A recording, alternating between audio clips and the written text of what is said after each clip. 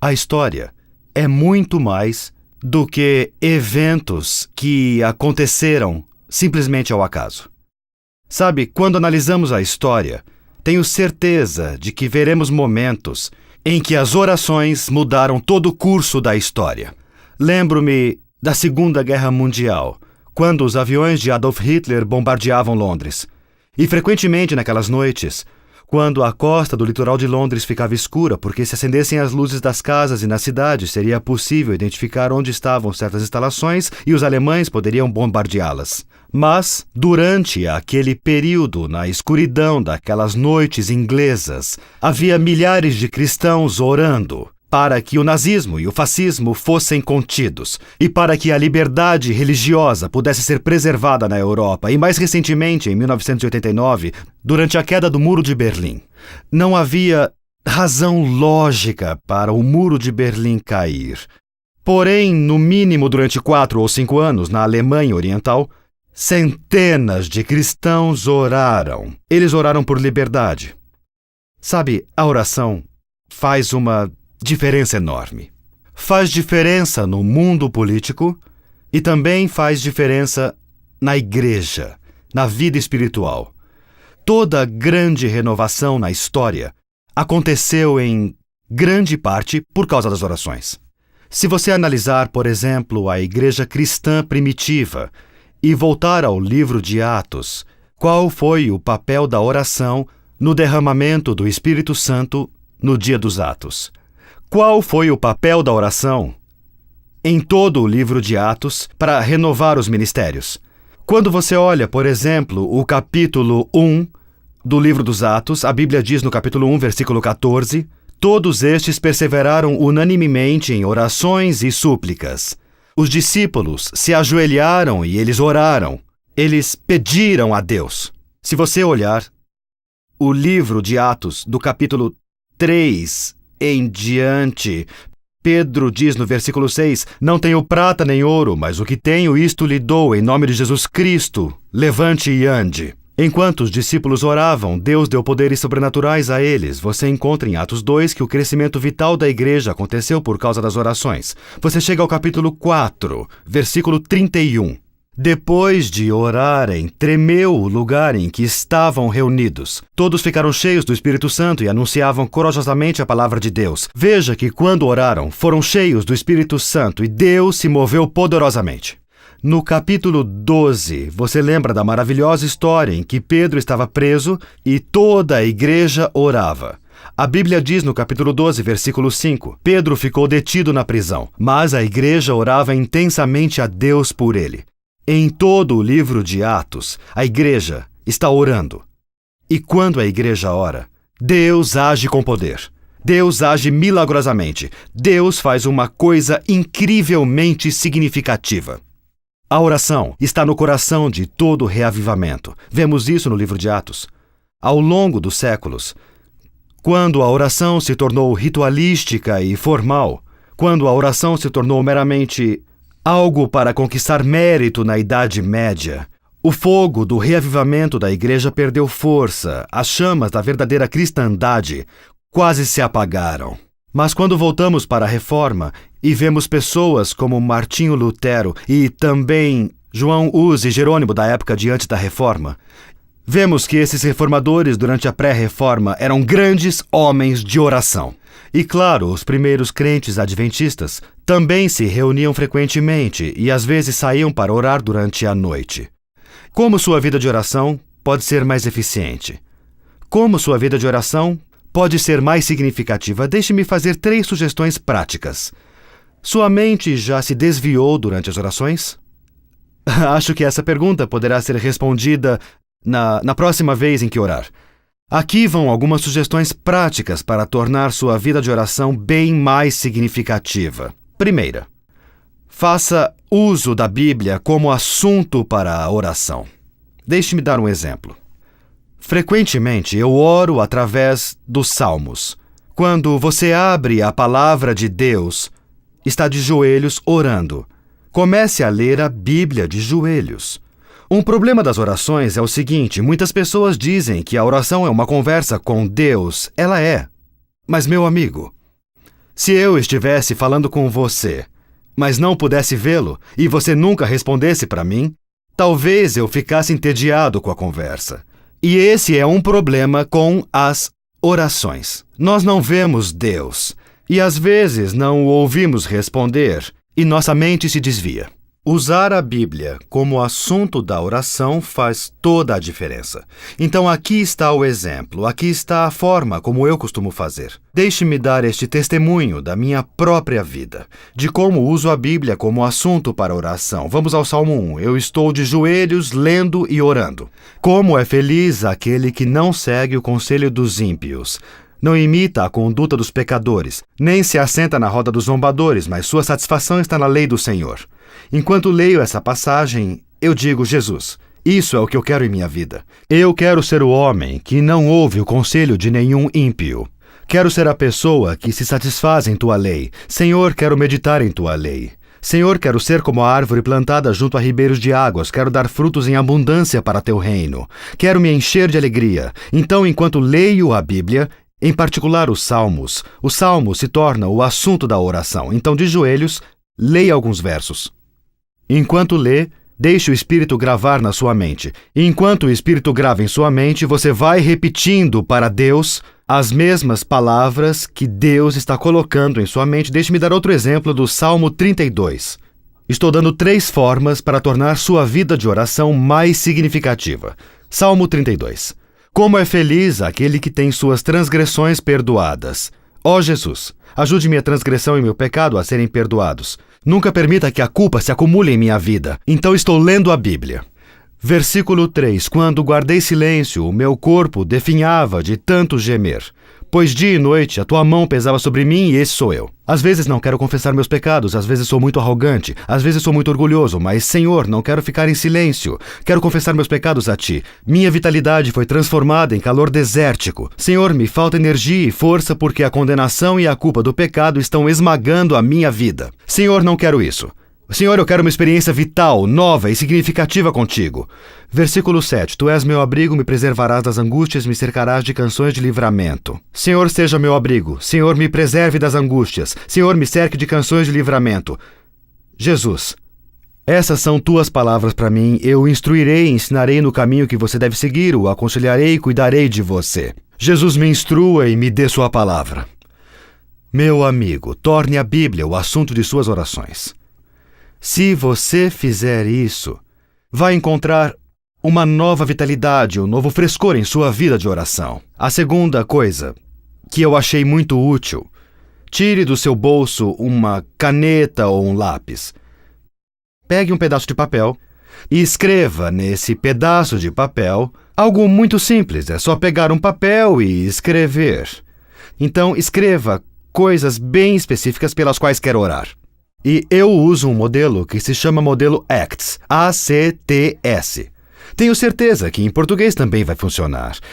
Em ACTS, A é para adoração, o C é para confissão, o T é para testemunho e o S é para súplica. Então, eu escrevo o seguinte. A. Adoração. Por que eu tenho que louvar a Deus hoje? Por qual motivo eu devo louvá-lo? Quero louvá-lo porque é o Criador. Quero louvá-lo porque Ele é o Todo-Poderoso. Quero louvá-lo porque não há problema em minha vida que Ele não resolva. A segunda é C, eu não quero confessar. Como o Senhor está me movendo a ponto de confessar? O Senhor está me movendo para que eu precise me abrir com Ele e ser honesto com Ele. A terceira é T de testemunho. O que posso dizer? Sou grato pela minha esposa, meus filhos, meu trabalho, minha saúde. Qual é o meu testemunho? Súplica. O que quero pedir a Ele. Então, eu uso o modelo ACTS. Pegue um pedaço de papel e escreva todas essas coisas. Escreva por que quer adorar Jesus, as coisas que deseja confessar. Escreva as coisas pelas quais é grato. As coisas que deseja pedir a Ele, e se ajoelhe com esse pedaço de papel. E quando se ajoelhar, às vezes ponho sobre a Bíblia, às vezes abro a Bíblia, e, ao fazer isso, eu começo a repassar essa lista em voz alta. Então, não tenha medo de orar em voz alta. Já ouvi dizer e não quero orar em voz alta, porque se eu orar em voz alta, então Satanás pode me ouvir. O último lugar em que Satanás quer estar é onde alguém está orando. Já notou que Jesus orava em voz alta? Vou dar 2 ou 3 evidências disso. Mateus capítulo 26. E aqui, Mateus, no versículo 39, fala da experiência de Jesus no Getsemane. Diz, indo um pouco mais adiante, prostrou-se com o rosto em terra e orou dizendo, ó meu Pai, se for possível, afasta de mim esse cálice. Então Jesus orou em voz alta. Versículo 42, Jesus outra vez orou e disse, meu Pai, se não for possível, afastar de mim esse cálice. Novamente ele orou em voz alta. No versículo 44, lemos, e orou pela 3ª vez, dizendo, ele ora em voz alta. Se olhar o livro de Hebreus, vai encontrar de novo essa ideia de Jesus orando em voz alta. Se você orar em voz alta, verá que sua mente não vai se desviar tanto. Por que não? Porque orar em voz alta é útil para mentes que se desviam. Eu vou explicar por quê. Ao orar em voz alta, seu cérebro deve pensar para formular as palavras. Se sua mente começar a se desviar, seu cérebro irá numa direção diferente e sua boca vai parar de falar. E assim que isso acontece, e você fica em silêncio, você diz, eu devia estar orando e acaba voltando. Então não tenha medo de orar em voz alta. Jesus orava em voz alta. Hebreus capítulo 5, versículo 7, o qual nos dias da sua carne, tendo oferecido com grande clamor e lágrimas, orações e súplicas. Então ele foi ouvido. Então Jesus orava em voz alta. Sabe, eu adoro uma afirmação de Ellen G. White no livro Nossa Alta Vocação, na página 130. Diz o seguinte, aprenda a orar em voz alta onde só Deus pode te ouvir. Aprenda a orar em voz alta onde só Deus pode te ouvir. Então, orar em voz alta usando o seu modelo ACTS faz uma enorme diferença. Aqui vai uma 3ª coisa para revitalizar a sua vida de oração. Escreva os nomes das pessoas que precisam de orações. Faça uma lista de oração e ore com o coração. Ore pelos nomes das pessoas. Jesus fez isso. Ele orou pelo nome de Pedro. No livro de Jó, capítulo 16, versículo 21, lemos, ele defende a causa do homem perante Deus. Então defenda as pessoas. Abra seu coração para as pessoas. O reavivamento vem ao buscar Deus nas orações. Onde existe pouca oração, existe pouco poder espiritual. Há ainda um segundo aspecto do reavivamento. O reavivamento se baseia em 3 passos. Primeiro, numa vida de oração. Mas se você orar e não seguir os 2 passos seguintes, a chama do reavivamento vai queimar pouco. O segundo passo é, o reavivamento vem quando saturamos nossa mente com a palavra de Deus. Já notou o número de vezes no livro dos Salmos, no Salmo 119 particularmente, que fala sobre o reavivamento pela oração?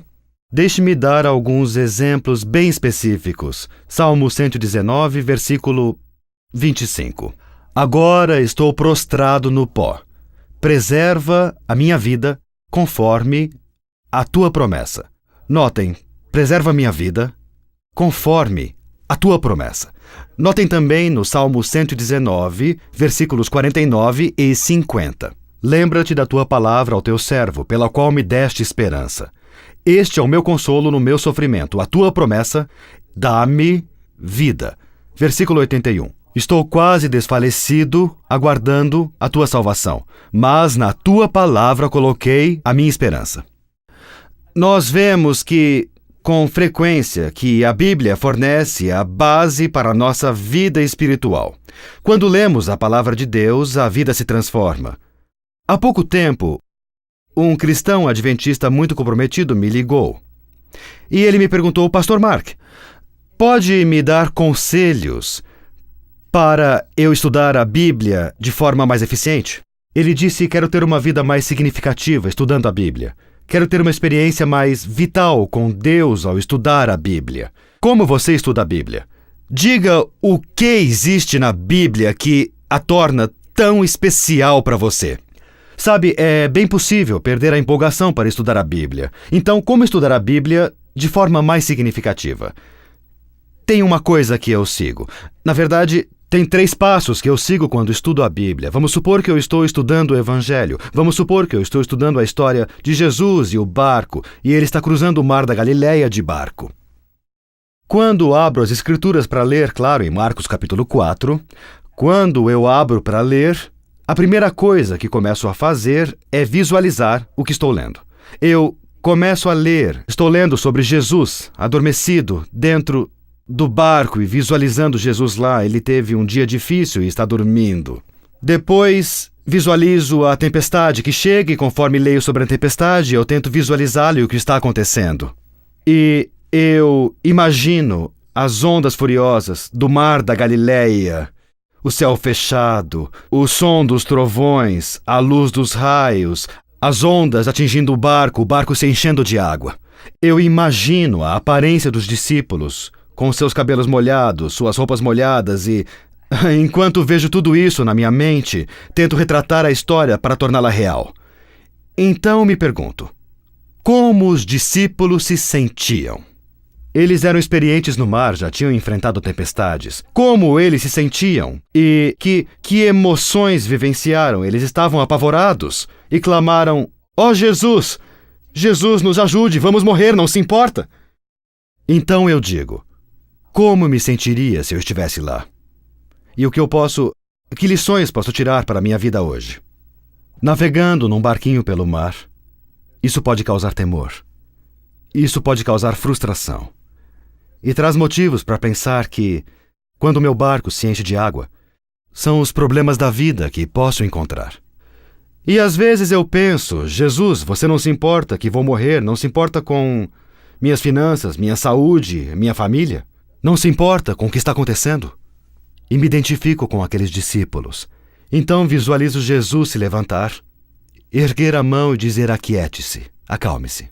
E meu coração também se enche de paz. Imagine o que está lendo. Primeiro você visualiza, depois se identifica com a história e depois medita sobre as lições que a história está transmitindo quando ler a Bíblia. Não faça leitura dinâmica. Leia pensando na questão da mulher com hemorragia. Como teria se sentido se fosse aquela mulher?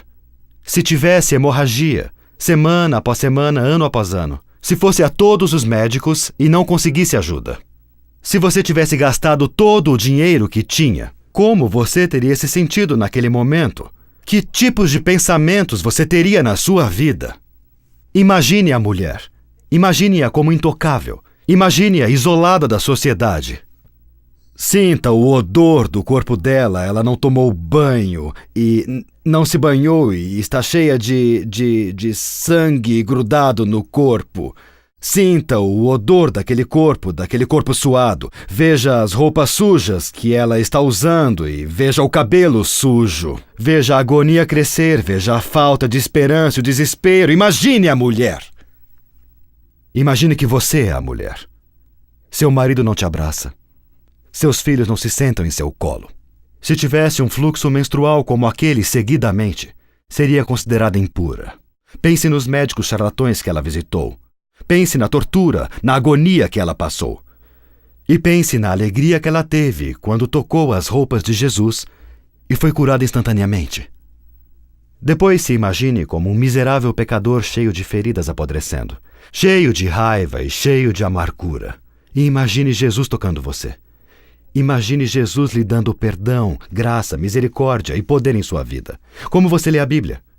Quando eu leio a Bíblia, para torná-la mais significativa, primeiro eu visualizo a história. Eu me pergunto o que está acontecendo aqui.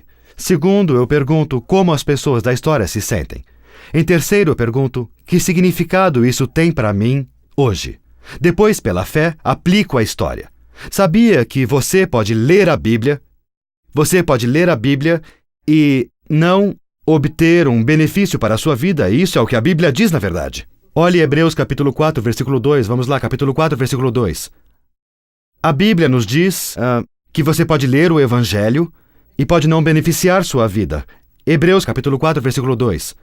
Pois as boas novas foram pregadas também a nós, tanto quanto a eles. Com certeza o Evangelho foi pregado a essas pessoas. Tanto quanto a eles, mas a mensagem que eles ouviram de nada lhes valeu. pois não foi acompanhada de fé por aqueles que a ouviram. Então um grupo de pessoas ouviu a palavra de Deus. Ela foi pregada, mas de nada valeu porque não estava acompanhada de fé. Quando ler a palavra de Deus, acompanhe-a com fé. Aplique-a em sua vida. Agarre essas promessas com fé e diga: essa promessa é para mim. Quando ler uma promessa como tudo posso naquele que me fortalece, Filipenses 4:13, diga: sim, Jesus, isso é para mim, eu acredito com fé. Filipenses 4:19, o meu Deus suprirá todas as suas necessidades. Sim, Jesus, eu aceito com fé. 1 Coríntios 10:13, não sobreveio a vocês tentação que não fosse humana e Deus é fiel. Ele não permitirá que sejam tentados além do que podem suportar. Sim, Jesus, eu acredito. Então agarre as promessas de Deus pela fé, incorpore-as. O reavivamento virá ao orarmos. O renascimento virá ao lermos sua palavra e aplicá-la em nossas vidas. A Bíblia transforma nossas vidas. Mas espere um minuto.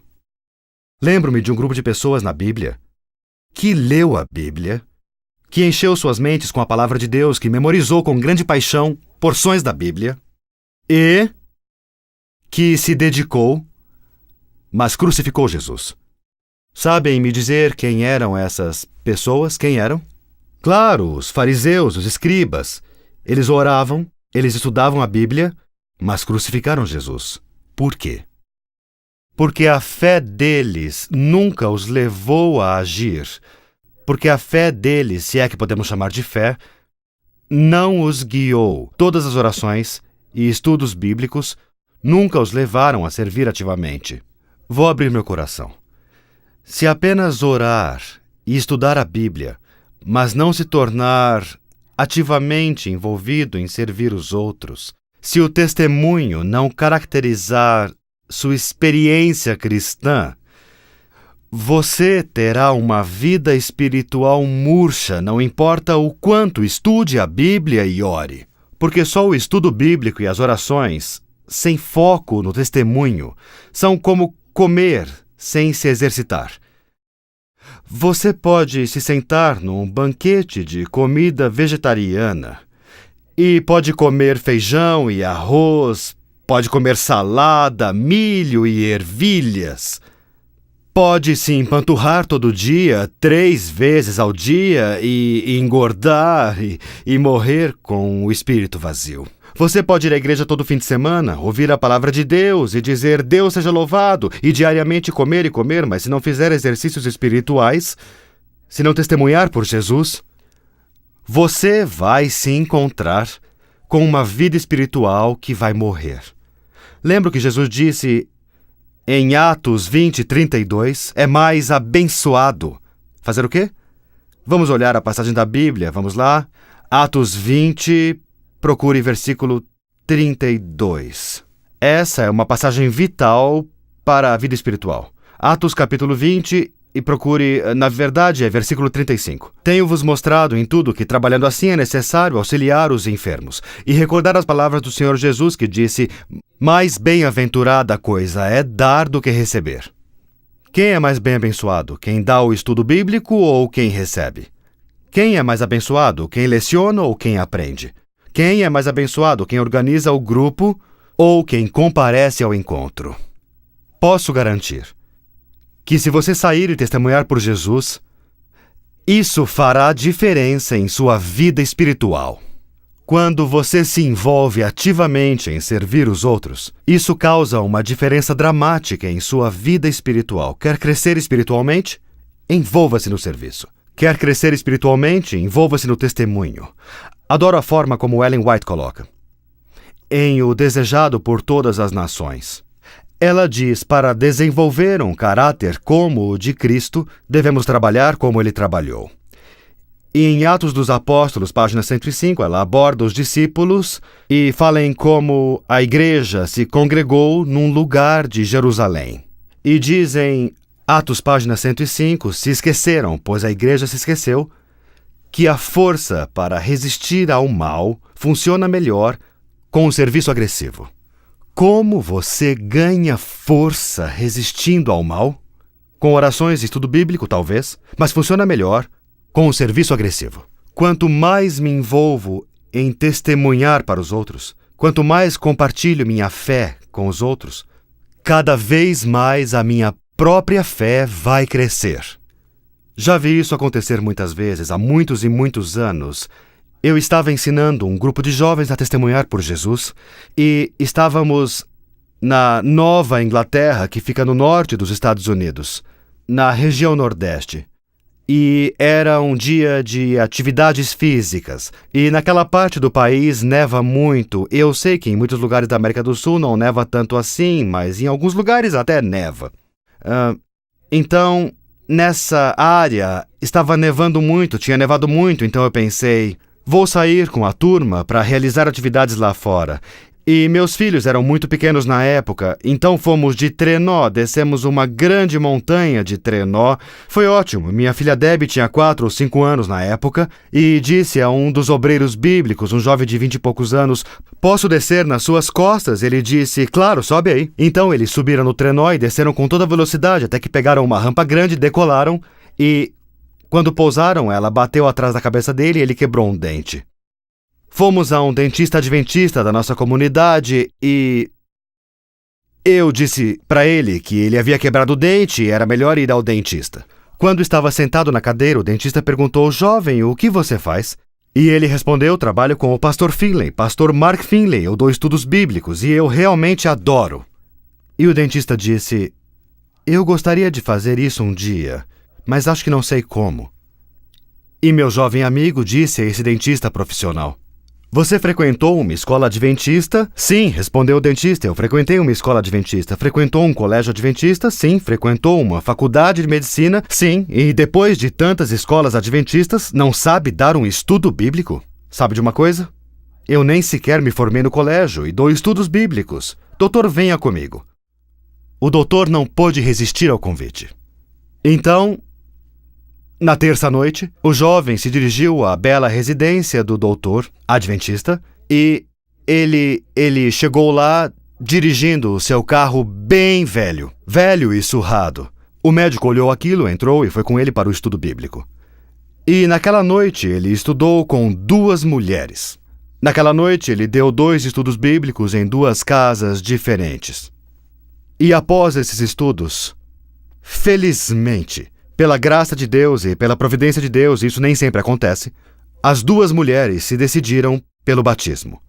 O doutor ficou eufórico. Ele ficou incrivelmente animado. E disse ao meu jovem amigo, isso mudou minha vida. No final, esse médico continuou a testemunhar. Sua vida espiritual foi transformada. Como ele mesmo disse, minha vida espiritual deixou de ser a de um adventista do 7º dia casual e complacente e se tornou a de um que anseia por Cristo. Testemunhar pode mudar sua vida. Testemunhar pode fazer uma grande diferença. Você quer experimentar o reavivamento espiritual? Entregue-se diariamente a uma vida de oração. Diariamente, abra o seu coração para Jesus em oração. Use os salmos como assunto de suas orações. Escreva o modelo Acts para adorar a Deus. Confesse seus pecados. Seja grato a Deus. Escreva o modelo Acts. Faça súplicas a Deus. Todo dia em sua vida de oração, ore por pessoas específicas. Quer um reavivamento significativo em sua vida? Quer uma vida nova em Jesus Cristo? Abra a palavra de Deus. Visualize o que acontece lá. Identifique-se com os personagens. Aplique essa fé em sua vida.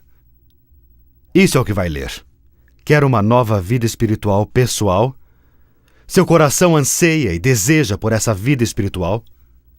Então envolva-se no testemunho. Então envolva-se no serviço.